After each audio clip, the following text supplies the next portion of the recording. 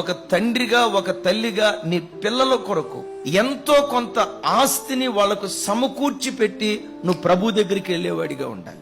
ఏ తండ్రి తన పిల్లలకు అప్పులు మిగల్చకూడదు. నీ బుద్ధిహీనపు ప్రవర్తనను బట్టి, అనారోగ్యాన్ని బట్టో, ఆర్థిక సమస్యలను బట్టో ఎంత కష్టపడ్డా డబ్బు మిగలలేదంటే దట్స్ ఓకే.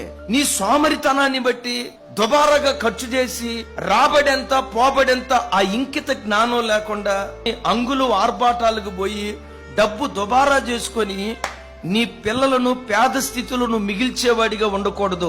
వాక్యం ఏమంటుందో తెలుసా? మంచివాడు తన పిల్లలకు ఆస్తిని సమకూర్చును కదా.